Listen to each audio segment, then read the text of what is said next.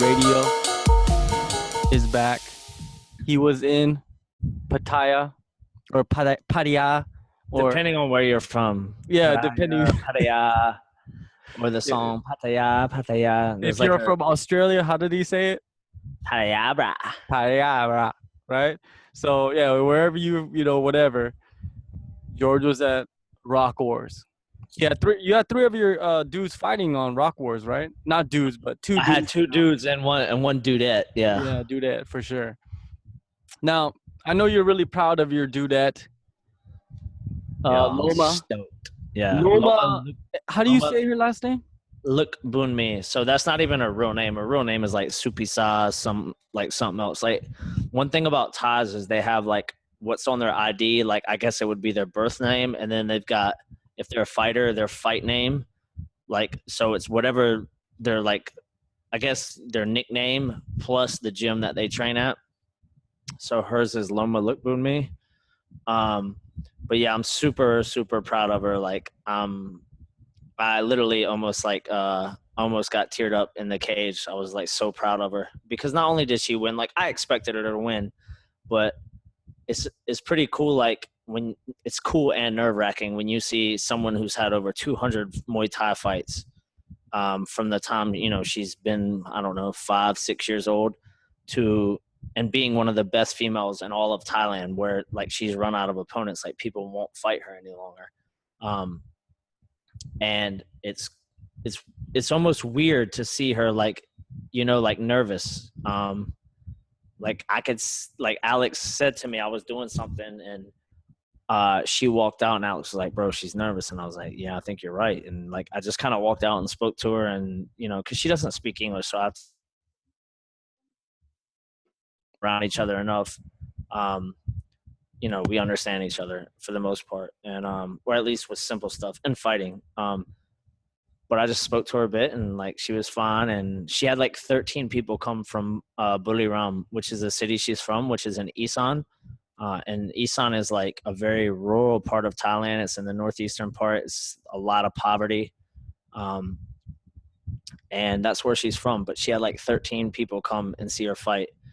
And I had her father, her manager is Canadian, but she speaks fluent Thai. She's married to a Thai guy, and they have a gym as well.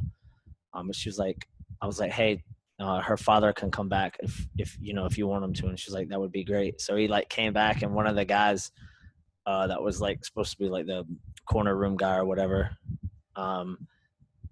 he was like, hey. He came in, he was like, is he rubbing liniment oil on her? And I was like, no, relax, bro. It's water, because she's so used to getting like a Thai massage. Like I told her dad, like, hey, you can massage her and stuff, but you can't use like oil, you can use water.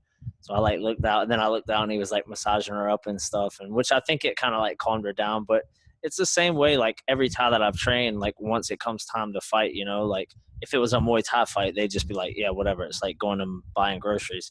But because it's something different, it's I guess it's a bit nerve-wracking for him. So but anyways, she went out, she's like, it was 3 3-minute rounds amateur. I'm gonna have her do another 1 or 2 amateur fights before she turns pro. She dominated the girl in the first. Second round she was dominating her, and then she kneed her in the vagina, and she says she kneed her in the upper thigh, which I wouldn't be surprised if that was actually the case, because that's like a Muay Thai technique. And then she swept her like beautiful sweeps, like from the clinch, and ended up getting a rear naked choke, which was like, it was just so great because she's Thai and she's only been doing this like off and on for 3 months. But literally, if I were to say like how many days she's been training total, I'd say between like 35 and 45 days total. Because she's come for like a week here, like 3 weeks here or there. So yeah, so I was like super proud of her and like all of her family. And I knew like it was a lot of pressure for her. Like they wrote the Fight Nation, like her manager writes for them as well, and the Fight Nation did an article on her. And but like I've been like chiming around like Thailand, like talking about her. Like I don't keep it a secret what like what I feel about her. And I think that she's going to be something like really special, man. Like if she continues because she's only 21, you know. But if she continues to train and to improve, and she has the right people around her and not people trying to take advantage of her, like her family's great, you know, they support her. They're very supportive of her fighting MMA, and she's got a good manager. And I would like to think that she has pretty decent coaches at Tiger, but she's I wanted her to learn like English, and I think that she's going to be great. So anyways, that's my long spiel about Loma. Yeah, I think being 21 years old and having like, what did you say, 200 Muay Thai fights? Yeah, over 200 Muay Thai fights. 200 Muay Thai fights since she was the age of 5. That is very unusual for like us to think about outside of Thailand. Right. But in Thailand, that is normal. But is that normal for like a female fighter? I don't know about for a female, but it's very normal. Like both tops have well over 100 fights. Saxern has over 300 fights, I think. So for a Thai, it's very normal to have north of 100 fights. And Loma is like before I met her, like her manager Francis was like telling me like how good she is, and I was like, oh, I'm sure she's a great Thai fighter, and I'm sure she'll be an okay MMA fighter if she's training MMA. But I honestly, like the first day, Alex rolled with her first, and then I rolled with her second, and we just looked at each other and we're like, man, like she just the first time she had no idea what she was doing with jiu-jitsu, but the body awareness and like the control and like it just clicks for her, you know? It's not like she's going out there, like, don't get me wrong, she's not going out there hitting arm bars and shit like that. She knows that kind of stuff. Now, can she do it in live competition? Probably not. She can slap on a rear naked choke. And I know firsthand because, like, jokingly the day before we left, she was drilling with Mallory, and Mallory was, like, helping her with some stuff, and we were just going over some positions. And, like, when she was, like, on her knees and, like, we just got done talking, and like Mallory was next to us and I like pushed her like that, and she kind of like came out of her shell. Like she's very shy girl, but she's comfortable around us now, you know. And she like pushed me and like grabbed me and put like the hooks in, and like she like slapped on a choke, and like at first I wasn't like defending or doing anything. I was like, oh shit, like she knows what she's doing now. And so yeah, man, like she's so her manager was right. She is. In Muay Thai, there's a style of Muay Thai called like Muay Fima, which means like very like an intelligent fighter and like crafty. And she is that. I've seen her sweep like men, like I've seen her sweep top Noi, like clinch style, like or like over and under. She's almost done it to me, and she's 48 kilos. Like she's very, very good. Like her Muay Thai and her stand up, like I said, if she would have been able to do elbows and knees, that fight wouldn't have gone past, or it wouldn't have gone out of the first round. That's for damn sure. But obviously on the ground game, you know, she's still learning. She's learning every day, but everything you can literally teach her one thing and she can do it. Like she'll do it one time and she can do it. She just fought Wushu last week in Thailand because she fights for her university. So they have like, she fights Muay Thai and Wushu and like all this other shit that they have her in boxing and stuff for the university. And Frank and I, my brother, taught her an inside trip from like the over and under, like the wrestling inside trip. And she did it in 3 different fights, or 3 different times in 2 fights in Wushu. Cause you can do like Wushu's like, you know, Chinese Muay Thai, like striking with takedowns. She hit single legs, double legs, because her manager was tagging me, you know, because they kept going live on Facebook for it, and an inside trip. And I was just like, I was super, super proud of her for this fight. Like she's going to be something else, man. Well, you know, even like for a fighter like her and like any like young fighter in Asia, I think people are not going to notice them. They're not going to see their like rise.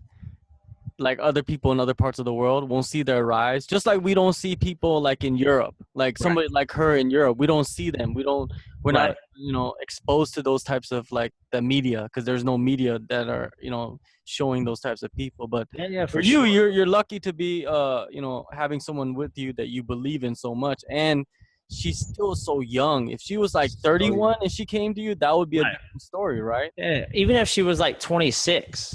Like Yeah. she could still do it, but the fact that she's 21, That's like, huge. yo, she's 21 and she just built her family a house last month. That's fucking Can crazy. you fathom what I said? Like, clearly it's not like some, American Western style house, but like she built her family a house. Like that's Through the type of her through combat fighting. sports. Gets paid from the university and stuff like that.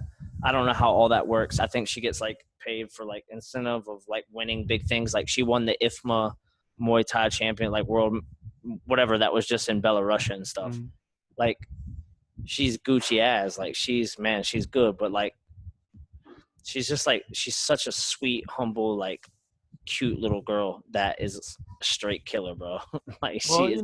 like what I always tell everybody, like especially in Asia, and you know just as much as me, is that one major problem with like Asian fighters is they don't speak English.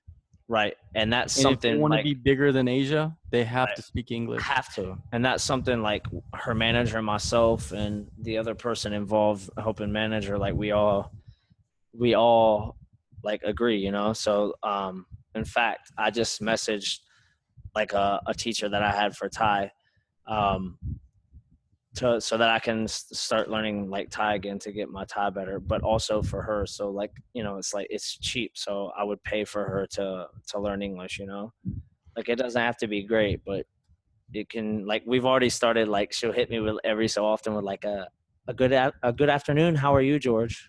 Like, Mhm. but clearly not that good. Well, But yeah. that's the start, man. You got to start somewhere. So, just imagine like even already famous Asian fighters right now. Imagine if the Korean Zombie spoke English. Yeah. He would be a much bigger Hey. star. I tell you what, I know one person that can teach him English that is a certified English teacher. Yeah, but they gotta want to do it though. That's the Yeah, problem. but he should, bro. Like He should, but the thing is, a lot of these I'd be guys. pissed off if I was fighting in America and like all these countries that spoke English all the time but couldn't speak a damn. Like at least like for me, like in Thailand, I can't speak fluent Thai. I can't speak 30% fluent Thai, but I can get where I need to go. I can have like a small like child conversation. I can have some laughs. I can order food. I can get what I need, and I can understand a little bit of like what if people are like saying something about me or like I can understand a bit. And it gets better with time, but like Yeah, just to me, like it's it like doesn't have to be like fluent, but like a little bit. look. Let me give you a prime example of a fighter that they didn't speak English at all when they went to the UFC, but after a few years, they were doing interviews by themselves. Who? Major media outlets.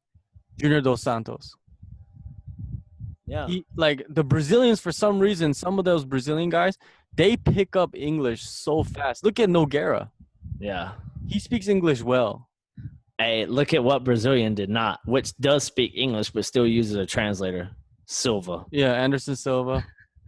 Yeah, that's true too. Yeah, Like, I think that's homie, just him. you speak English. Stop using Yeah. a translator. I think Jose Aldo speak English too. Probably. Like a lot of those dudes speak English, but to me, I think that limits Jose Aldo. That limits Anderson Silva, even though they're great fighters. It limits them because they could go to like England. They could go to almost every major country and do media there if they spoke English. Yeah. There's always English speaking like channels or whatever.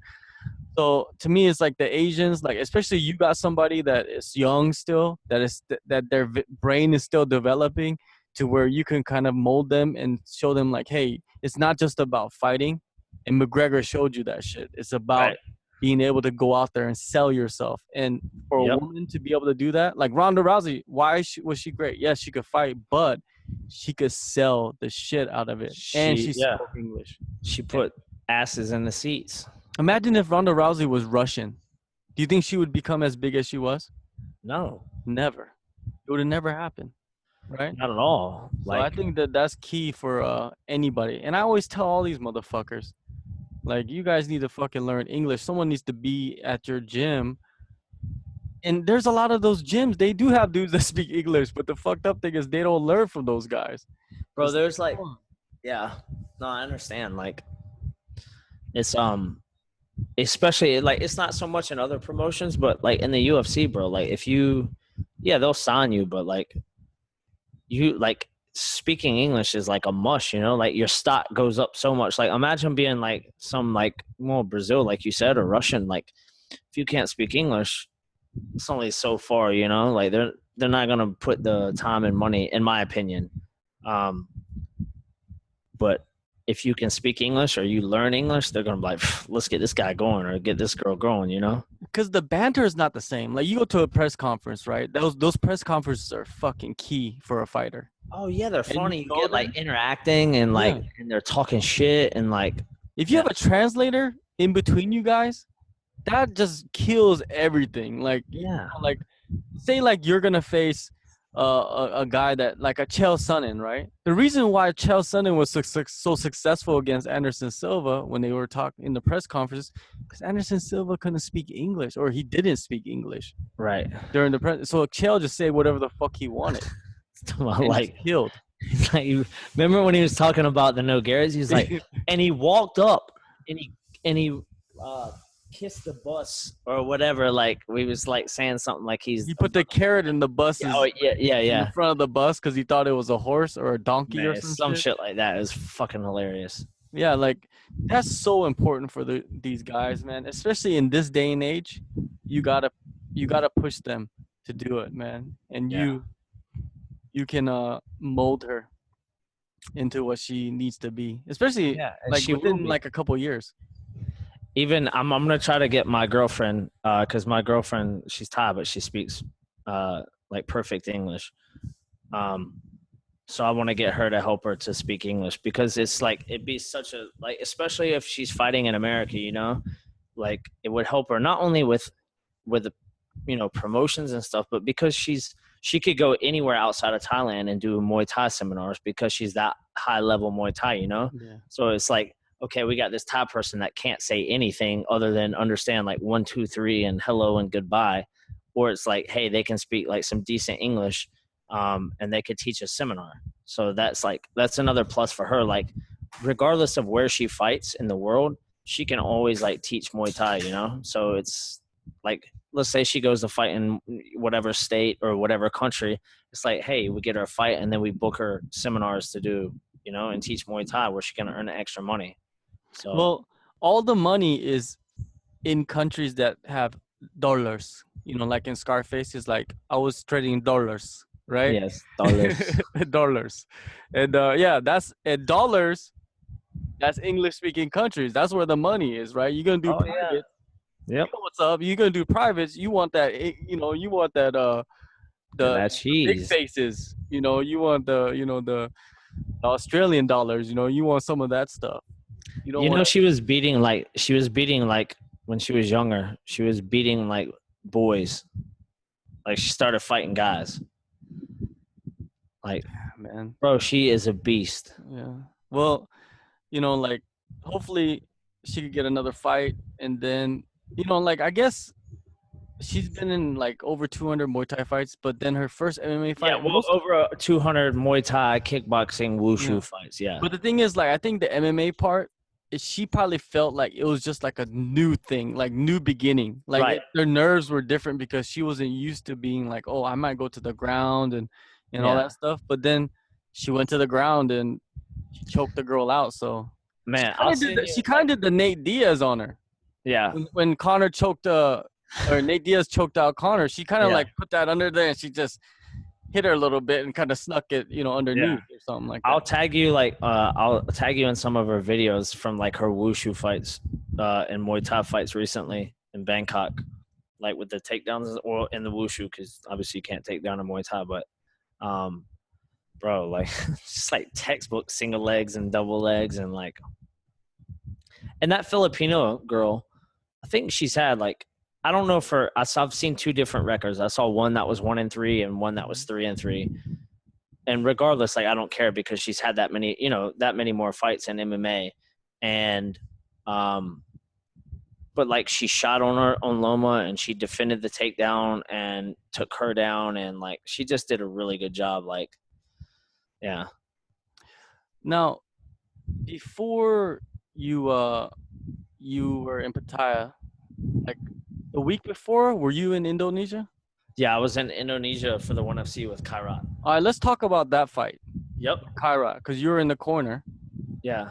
All right, so now that has like some controversy around it a little bit, Yeah. correct? Of course. Right? Now from what I've seen is that did Yuji Shimada, did he tell them to separate after the first kick? The up kick. Yeah. I don't remember exactly. I honestly don't remember like what UG did. Mm-hmm. I do know that, like, hey, I'm fair and square. Like, that's my boy, Kairat, and the kick hit him, and he made the motion of like, I think he just got confused, or I don't even know what happened. But that kick was legal for sure. But Yuji, whatever, Shimada stopped it. So, like, being his coach, like, if he's going to give him a break, you know, like, I'm not going to say anything about it. Exactly. But do I think that that's like a game-changing kick? No, I don't. I think, like, I know Kairat. I've seen him get hit hard, and he's a tough dude.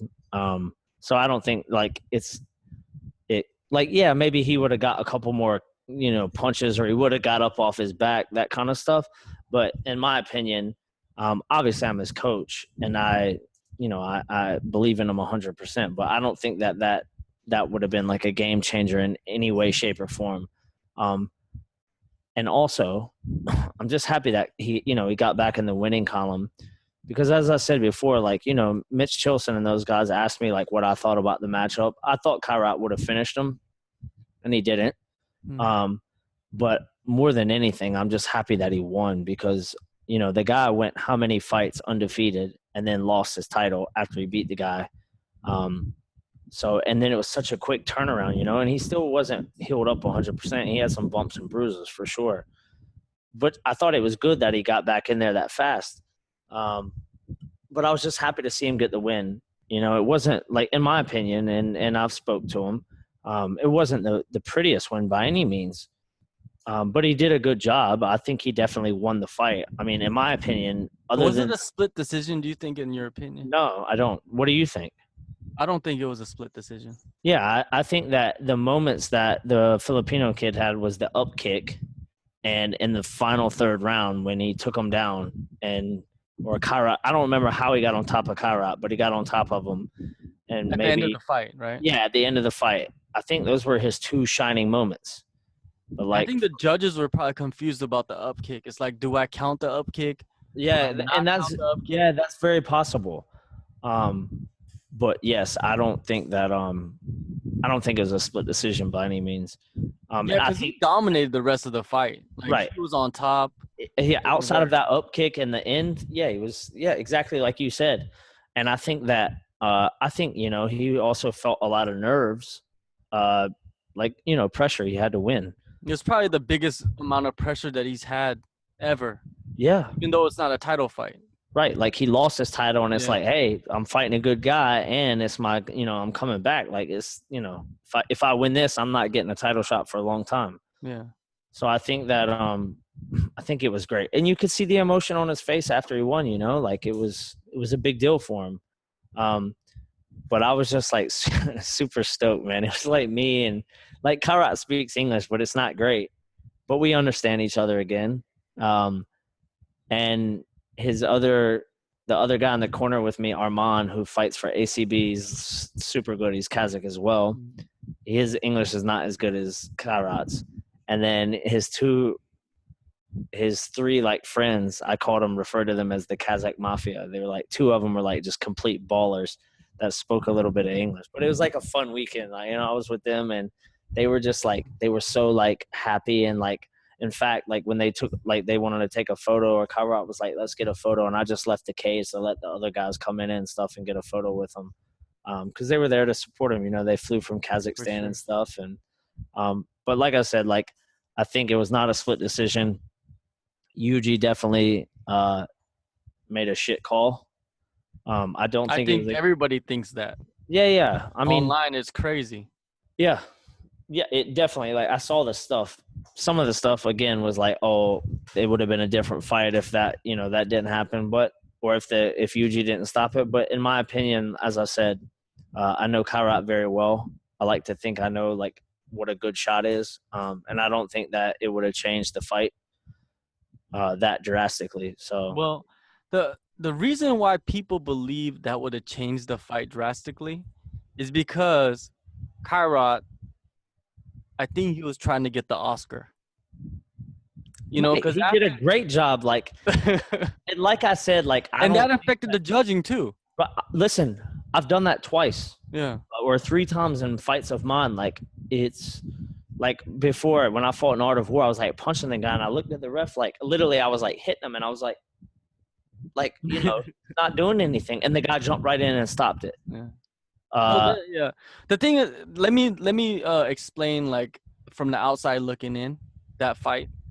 When Geje, I think that's how you say his name, Geje, he up kicked him the first time, right? Kairat kind of like looked over at the ref, but he didn't. It doesn't seem like he said anything. He just looked over because he was confused, right? Because he's kind of like, what happened? And then the second up kick came, right, when he looked back, and then that's when Yuji jumped in, and then that's when Kairat went over and did his little Oscar-winning performance of dropping to the ground, and to me, that didn't help him that much, because that's why people thought, because of that the fight would have been different. The judges saw that. They're like, oh, that makes. But I think, and your comment on the Oscar performance, I think he thought, and I think Yuji thought like he was on the ground or had one knee down or something. Because he was like, I think he was low on one of the kicks. Like he was squatted down or something like that. I don't remember exactly. But I remember, like, even his corner said something, and I was like, no, that's legal. But, like, hey, we're going to take this, you know? Like, they're giving him a break. Let's give him a break. Yeah. And then Oliver Cost came over, and I was like, yeah, bro, I understand.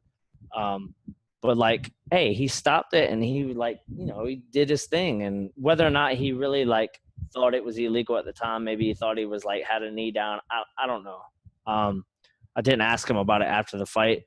Just – you know, we talked about other things that he could have done right. I did tell him that it was I didn't ask him like, oh, what were you thinking? I just said, hey, you know, that kick was legal, and he acknowledged it and stuff. But yeah. Well, now he knows, right, for sure, that it's legal. Oh, yeah. But the thing is, like, the ref should have never went in there and got involved. He should have just let them fight. Not at all. I think the ref was kind of confused himself. Like, that was weird to me. Why would he be confused? Yeah, he's the fucking Pride and all that fucking. He's done Rising and all these different fucking. And he's been the ref for them for so long, right? So he should know the rules. I even asked John McCarthy, Big John McCarthy. Oh yeah. I asked him I sent him the video and I asked him like, what do you think about this? What the ref did, and Big John McCarthy was saying those are totally legal kicks. Yeah. The ref should have never jumped in, right? Yeah, something, I'm paraphrasing what he wrote, but something like that. So to me, it's like all the actions, like the ref jumping in, Kairat falling down after they were separated, all those things kind of had an effect on people's perception of that moment. And that moment kind of, what's fucked up about the fight for both those guys is that moment kind of like define the fight, and it ruined both of their moments. Like, I can understand, like, the Filipino crowd, like, they were probably like, yo, if that didn't happen, like, he would have, you know, came back and had this victorious win. And the same for our side. Like, I understand both sides, you know? Yeah, it was a weird situation. So was that your first time in Indonesia?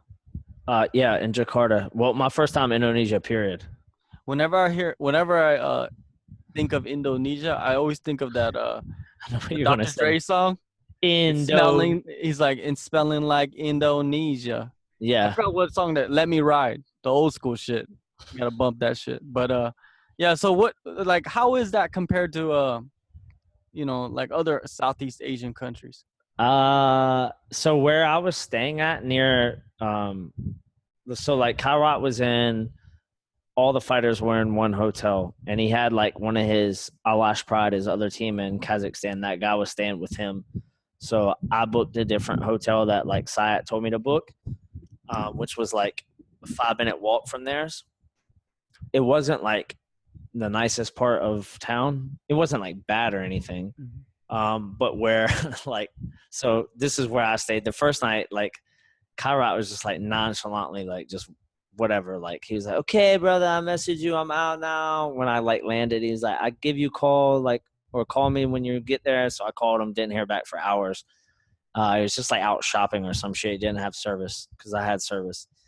And then I went to his hotel that night and I ate and I spoke to Oliver Cost and stuff because we, we're good friends. And the next day, like his Kazakhstan friends came, or I think they're sponsors, and they speak a little bit of English. Like it was some good banter. They're good guys, and they like rocked up and they're like looking around. And his hotel was a lot nicer than mine, but it was not up to their standards. And they were like, "Yes," and I was like, "I think the hotel is full anyways." I was telling Kairat, and they were like, "Yes, I think it's good filled." Oh. And they like showed their phone to the guy and they're like, Ritz-Carlton, where? And bro, we took like a 10-minute cab ride to the Ritz-Carlton and it was like super nice. And they were like, okay, we get buffet. And like, they're all Muslims and stuff from Kazakhstan. And they were like just ordering me beers and stuff. It was like all you could eat buffet, like super, super good buffet. We were the only ones in there because it was like literally about to close. And they were just like, okay, get him beer. And then like I finished that beer and they're like, okay, 3 more beers. And like we're ordering me beers and stuff. And it was like we had a good time. Like it was good. But Indonesia, like where their hotel was, where the Ritz was, it was like a happening place, like nightclubs, bars, restaurants, Starbucks, like nice malls, like good landscape. Like it was like a HISO area. So yeah, where I was at was not so great. The arena ended up being near their hotel. So yeah. So you spent most of your time at the Ritz-Carlton? No, No, I didn't. I spent like 2 nights, the night they got there, which was the night before the fight. We went and ate there, and then I went back to my hotel. And then the next day after the fight, we went there, but we were only in there for like 10 minutes because the fight was over by the time we got back to the Ritz-Carlton. We were going to eat and stuff, but nowhere was open. So literally we had like almonds. They had some waters and stuff, and I just smashed like 5 beers and then went back home. is it easy to get around in that area? Same, like they have like their version of like tuk-tuks and stuff. So you just show them like the hotel and they just take you yeah, there? I just showed them the card. Oh, the first day that I was there, bro, this guy definitely took me for a ride. Like I went and ate, and because I didn't know where I was at. Like if I would have known where the Ritz-Carlton was in that area, I would have been like, take me there so I can get like really good food. But like I don't know anything about Indonesian food. I don't know, like I didn't know where I was at, so I was just like, take me to a mall. So they took me to this mall, but it was like a mall that was like, it was like an American mall that was like, built in the 60s. It was like terrible. Like and a strip mall or something? Nah, it wasn't a strip mall. It was just like really old, like it was Like just a concrete weird. mall? Yeah, it was like just, I don't even know how to explain it. Like you walked in and like it was just odd stores and like just like dirty looking and like old. And so anyways, they had like a food place, like a food thing, and I ended up eating like A&W, and I had like a burger that was not good. It was all right. It was edible, but it wasn't good. And then the cab driver, I showed him my hotel was like a mile at most from where this mall was. And he took me for an hour and a half around, and he kept stopping and asking like police and stuff for directions and stuff. And I'm just like, finally I was like, I'll call, like we can call, like here's the number, let's call it. And he was like, okay, now I know. And then he like took me back to the hotel. And then when I asked the guy, I was like, the guy stopped like 6 different times, got out of the car, got my card, showed the people, like the cops, like what hotel I was at. And like, granted, it probably a lot of people didn't know what hotel it was. He kept taking me these like rich areas and being like, and I was like, no, just because I'm white doesn't mean I'm staying in like some Gucci hotel, like take me to my shithole. Let's go. So needless to say, when the Kazakh mafia got there, I was excited to stay, or not to stay, but to hang out with them in the Ritz-Carlton area of town. It's always good to hang out with the mafia of any country. Oh, bro, they were awesome. They're not even. I don't think that they're mafia. They very well could be, however, but I just refer to them as Kazakh mafia like every time. And then like they call on to it, and I was up like, "Hey, Kazakh mafia!" Like on Instagram, and they'd be like, "Kazakh mafia," and they were like loving it. Yeah. Hey, yeah. Before we end this thing, I want to talk about what's the hot news right now, which is Cris Cyborg in Phuket. Right. Hey, don't hate on Cyborg. She's getting tattoos at ND Tattoo. Well, we're not hating on Cyborg. We're just trying to, talk about what really went down. Yeah, no. In, with USADA in Phuket. You're like right down the street, so you should literally have some, right down. Insider information. She's getting tatted at your tattoo shop. Like you have run-ins with her. Who's all down there right now? Like Betch Carrera's down there. Ray Elby's down there. Fucking a bunch of people with you. Bro, I sorry. I honestly don't know. Like, sorry, it's raining really loud. I honestly don't know. What happened with like. I read the article obviously, and the story. Like, this is Thailand. I had this conversation at my tattoo shop with a customer today that wants to live here. He's got the money apparently. Was sharing some stories with me, and I was giving him some advice, but nothing about Thailand that happens in Thailand. Like, you could tell me the most ridiculous, absurd, unbelievable to us story, and if it happened in Thailand, I was just like, oh, it's possible. That's for sure. Like, nothing that I hear like is a surprise to me. Like, everything's believable because it's just such a different place, So, I mean, it's quite funny. Like, yeah, I don't know, man. I don't know what to believe on that story, It very well could be like, especially if like what Boyd said, like if his workers called the police. But is it the hotel workers or his workers? Well, he said the hotel. I don't know. Does Phuket Top Team have their own hotel?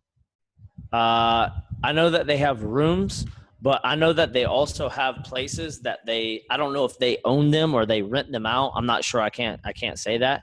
But I've had friends that have stayed in like little villas and stuff that they've had. So if they did do it, like if it was there, it's very possible that, they rent them out or that they own them. So I like I said, I have no idea. So, but even at that, at like 6 a.m., like it doesn't surprise me that like some Thai people called the police. Like, that's not surprising to me. They do that often? Yeah, I mean, depending on the situation, yeah, like what they think is like the police need to be called. But like once the police get there, that's not a surprise to me. Like if they, like, you never know what's going to happen, Well, the thing is, like, they said that 2 people checked in the room next door to Cris Cyborg. Which, that is weird. Like, I don't know. That sounds a little bit just weird to me. But yeah. And then they knocked on the door at 6 a.m., which is common for USADA to come early in the morning, right? And they asked the hotel staff notify Phuket Top Team staff, right? They called them and said, hey, there's some people asking Cyborg for her urine, right? But do they just take urine? I think so, but I'm not sure. But about that, in her defense, like, so I think she stayed whatever, like somewhere where people wouldn't know where she was at. And if the host, like the hotel, like I'm sure that Phuket Top Team said like, hey, if you see anything going on like weird or whatever, call us. Mm-hmm. So to 2 random Thai people, if they saw some other Asians like rocking up and asking her some questions for some piss, like, I believe that story. Like they probably did call Phuket or they probably did call the police and be like, like if they were instructed, hey, if you see something weird, like call the police, take care of her. That's totally believable to me. Because they're saying that in Thailand, the only people that come to get your piss is the police. Yeah, that's and the staff.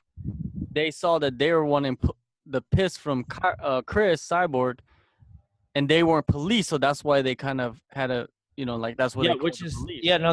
no, again, that's in my opinion totally believable because again, in Thailand there's I don't know if the police are the only ones. I would imagine like them and doctors are the ones that take piss. But in Thailand, you can be driving down the road. It's never happened to me as a foreigner. I've been through these checkpoints. Like in Thailand, you don't really see cops driving around. Like I've never seen a cop pull anyone over. It's not like in America. I would assume in Korea and stuff like for speeding or whatever. But you go through checkpoints. Like there'll just be a random checkpoint set up on the street. And I've been through many of those where all the top people have been on the side of the road pissing or waiting to piss, and the cops test the pee. And if you have drugs in your system, then you go to jail and you have to pay a fine, or you have to pay a fine or bribe them to get out of it. So that yes, that is accurate. What, for real? Like you're on the side of the road Bro, pissing. you could be literally randomly. You could be coming home from work and like for instance, like a year ago, I used to live in a different house. And I was driving home, saw the cops didn't have a helmet on. I didn't know if they were doing a helmet check. That's what I thought they were doing. And then I realized they were doing P tests. And there was like 25 Thai people on the side of the road that had either just pissed or were getting ready to pee. Some of them were testing positive and some of them weren't and were leaving. The results come out instantly? Yeah. They do like everything right there on the side of the road, bro. Then how come USADA takes like fucking 3 weeks? I don't know. For drug tests, I don't. Maybe it's different. Yeah. But literally in Thailand, they drug test you on the side of the road. Fuck. And if you like test positive, then you have to pay a fine or go to jail. I don't know the whole thing, but like. Well, if you're a foreigner and you get caught in that checkpoint and you test positive, then you're kind of fucked then. Yeah. Well, not really. Because they're probably just going to be like, all right, it's this amount of money and you can go home, or you can go to jail and it's this amount of money. And, you know, you're talking about bribes, right? Because one of the Phuket top team people said that allegedly that one of the testers, the one from Singapore, bribed the Thai police. And that made it escalate into a different incident, like a higher level incident, because he bribed the police. But then you're talking about like everybody's bribing the police then. No. That's like not what I'm saying. No, I'm not saying like that, but I'm saying like it's something that is practiced. Yeah, I mean it's no like secret in Thailand. Like people get paid off and stuff, and that's why I love this country. No, like I've never paid the police. I've never had to. I've never been in a situation where I felt like I've had to. I've been stopped before, like drinking and stuff like that. And I've just been very respectful and totally, you know, they're like, okay, go on your way. But I've heard stories where people have like paid ridiculous amounts of money or paid a little bit of money. Like I had a friend, he got stopped. He was drunk and in a checkpoint, went to the police station. A bunch of Russian people and people from other places, like maybe Europe or somewhere, were being like really rude, didn't know any Thai. And, they had to pay like, or they were going to jail, or they had to pay like a ridiculous amount of money. My friend spoke Thai. He was just like, how much money in Thai? I want to go home. And they're like, okay, 4,000 baht. And he was like, how about 3,000? Like joking with him. And they're like, no, 4,000. And he's like, okay, here. And he left. So yes, it is done. I personally haven't, but I don't know about the whole Singapore thing. I don't know. Like that is odd, right?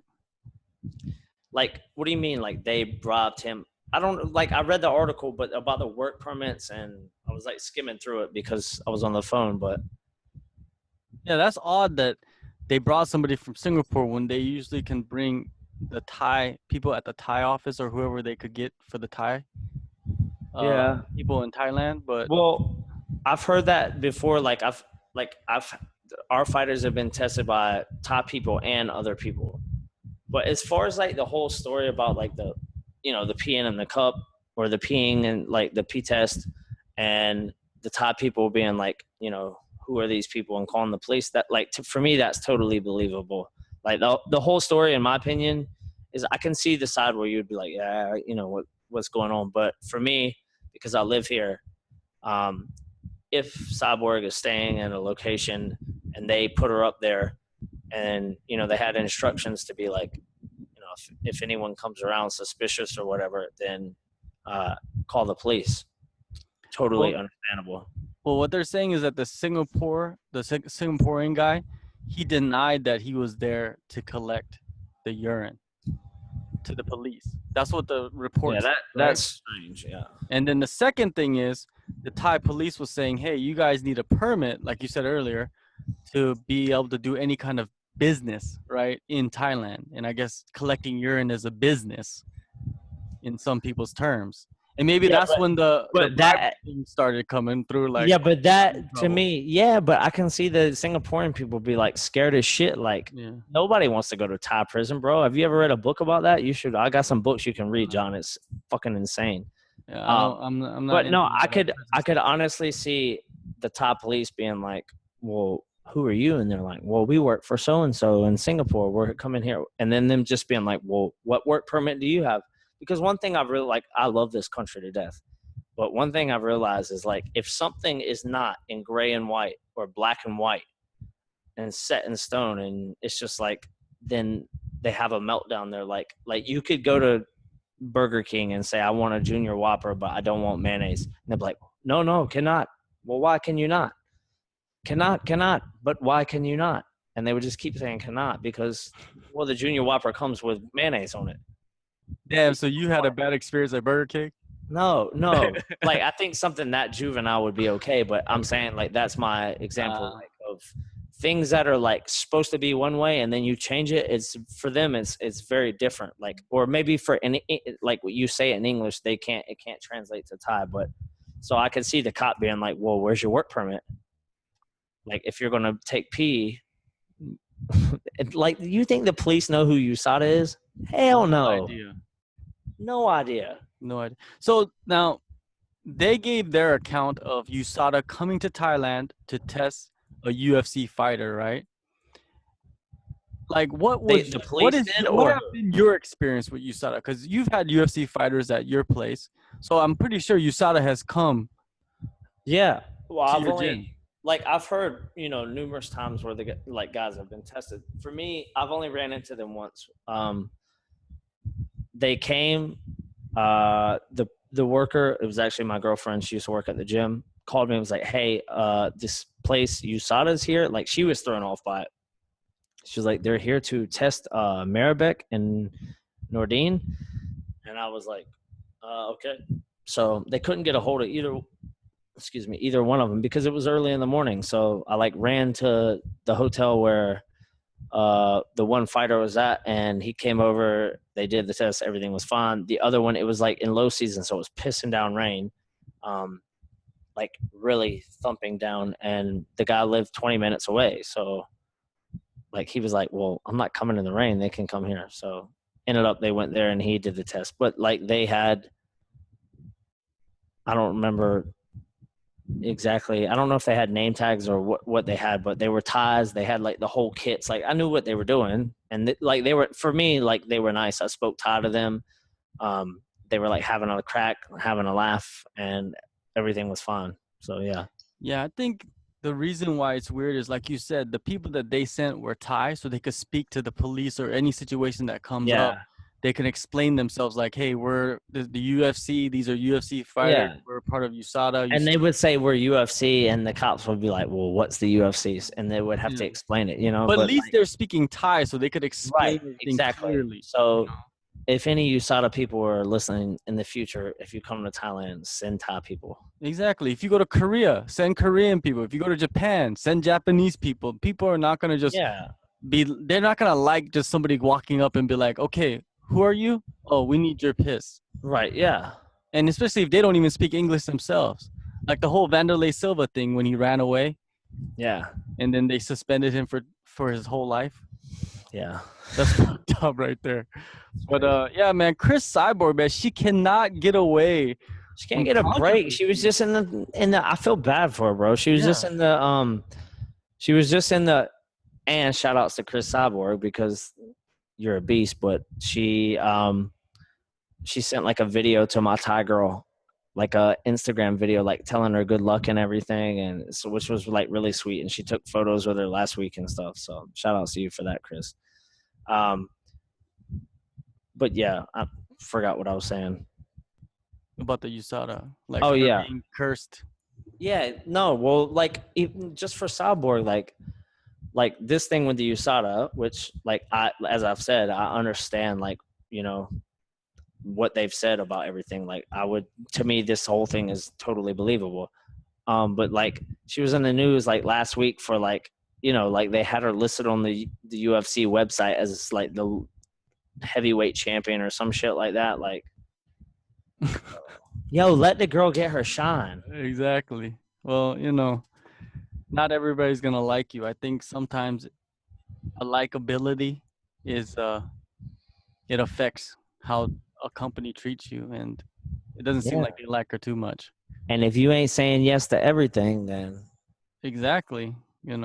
But to me, I think she's gonna, like, at the end of the day, when it's all said and done, people are gonna realize that she was the greatest female fighter of all time, no matter what. Like, yeah, hands even with down. all this bullshit that's going around with her. Because Yeah. if you meet her, she's such a nice person. Like, So nice, bro. She's so sweet. Like she's super, super nice. yeah, I don't understand, like, because it seems like all the other fighters that meet her also, with the exception of Ronda Rousey, because Ronda Rousey talked a gang of shit. But all the other fighters, if you see her with, they never talk anything bad about Cyborg. For real, you know what I mean? Like, Speaking about Ronda, didn't her coach say like she should fight if Ronda had a comeback fight, it should be against Cyborg? yeah, hey, Cyborg would love that fight. Hands down, the worst coach in MMA history for saying that.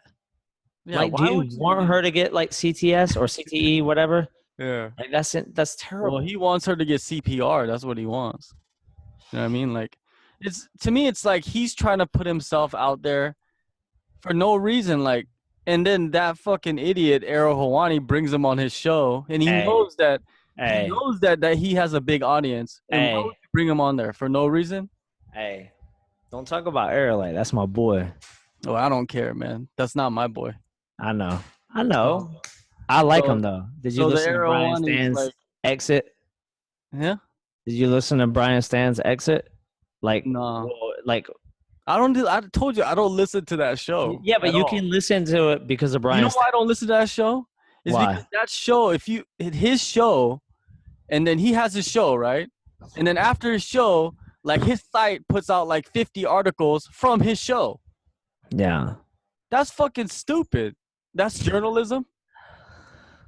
Think about it, right? Like, not it's a like us journalist. having a show and an interview, and then I'll write 10 articles about the interview. Well, you should start doing that. No, I ain't gonna do that shit. That's pointless. That's just a repetition. Yo, well, at least you should listen to the interview with Brian Stan. Of course, I'm gonna listen to that. Of course, because it's Brian Stan. good, bro. Yeah. But like usually I don't watch that show. I'll like see the headlines or whatever. Yeah, But then but that show is just way too long. I think, man. Yeah, I don't watch really the MMA hour. Like I'll like obviously Brian Stan's my friend, so I listen to it. Or like if it's someone that I know or someone that I'm interested in, then I'll listen to that segment, but I will not sit there and listen to however many hours that show goes on. Well, you remember I told you before that I don't really listen to any MMA shows at all. Like I might see a clip or something online, but Yeah, like if someone tells me about like a good podcast, like an episode or something, then I'll listen to it. But like I listened to like before Brian Stan was on like Heavy Hands, that podcast, and I listened to it. And there's been a couple other fighters that have been on like stuff that fighters that I like, so I listen to it, or coaches. But I'm not big on like I listen to podcasts for a bit. I'm not a big podcast guy. A lot of my friends are. I listen to Joe Rogan every once in a while if it's somebody again that I like, but I'm not just gonna listen to like I don't know. I don't have like 2.5 hours to sit around and listen to some shit. yeah, it's just like I'm already entrenched and engulfed in MMA to the point where I cannot be sitting there listening. Yeah, to and shout outs to you. I don't remember who it was the other day, but somebody was like, "Oh man, that guy that you do the podcast with, he's pretty switched on about MMA." And I was like, "Yeah, he knows what he's talking about." Hey, what about all the other guys be talking shit? Like, you know what I mean? Yeah, But it's all some of good. them. It's all Yeah, it's good. all good, baby. It's all good. You know, Everyone's like, got an opinion, bro. you know, to be honest with you, like, I like what people will say negative things about me because I really don't give a fuck about like what people have to say. You know, it's not like it's just their And that's a good way. feelings. Yeah, it's just feelings, and that's a good way. Yeah. Like that's good that you like that because me, I've gotten better over age where I'm like, oh well, that's how you feel, like whatever. But But that makes I still do like care. Though. bantering with people a lot easier Yeah, because you guys could crack on each other and you're not going to get hurt by anything someone else says. right. Even if you might not even know them, if they're cracking on something that's funny, it's funny. Funny's funny. You know what I mean? Like, if I talk shit about you, I'm not doing it in a negative way. I'm just doing it, and it might be something that you might not like, but still, I'm just doing it just to be funny. Right. But I'm not trying to hurt anybody and nothing like that. You know, but I'm just speaking my mind, and sometimes I say stupid shit. Like I always tell some people, I was talking to somebody else, and they were like, "Man, you said this and you said that, and blah blah blah," and I was like, "Man, sometimes I say stupid shit. Like, it's not like I'm going fucking full like racist or something crazy like that, like off the other end. It's just me just kind of like saying what's on my mind, and later on, we're all hypocrites. So we might say one thing and do another thing the next day. Yep. So, like you guys, it's just how it is, right? So, but yeah, let's take it out on that note. Today was a good conversation. Yeah, it was good. It's fun. Where are you gonna be? You gonna be somewhere this week or next week? No, this weekend I'm not going anywhere. Thank God. Might be going a couple places next month, but as far as this weekend, I'm here in Thailand and I'm happy. Yeah, is Full Metal Dojo coming up in about a month, right? I don't remember the exact date. What about that Asiatic Kumite 3000 or whatever? Asiatique. So that'll be April 7th. Hopefully, I'll have 2 tiles. April 7th. I'm sorry, not April 7th. October 7th. Oh, okay. Hopefully, I'll have 2 of our fighters on that. I'm just waiting for confirmation, but it'll be like a half amateur, half professional show, or mostly amateur, a couple pro fights. Yeah. So. Yeah, I think Kowloon MMA 14 is next week. Yeah, Joe Ray. Shout out to Joe Ray. Yeah. They have the guys fighting in a rubber match. Rodrigo Caparol versus Li Ping Zhang in a rubber match, like the third fight. I think it's kind of like they should have somebody else fight, but I guess is that at welterweight? I don't even know. I think that's at welterweight. Yeah. Yeah, I think who else is fighting on there? I have no idea. All right. Joe Ray's the only one, and Zhang Lang Peng or whatever his name is that you just said is the other one. Yeah. Any of your guys gonna fight soon? Hopefully on that Asiatique show, Joe Ray for Kowloon, and we have 1 or 2 more, but I've forgotten. I should know that kind of stuff, but I do. But I have so many guys that I'd forget shit all the time. I have to write it down. All right, man. Well, it was good talking to you. Yeah, homie. It was a good show. I enjoyed it. For sure. We got into the future. Just chatting shit. We got into the future with Loma. We got into the present, which is Cyborg.